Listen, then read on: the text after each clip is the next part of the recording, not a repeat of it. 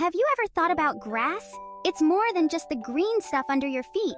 Grass is like nature's carpet. It keeps the ground soft and safe for us to play on. But that's just the beginning. Look down here. Grass roots hold the soil together. This stops it from washing away when it rains, helping to prevent floods and keep rivers clean.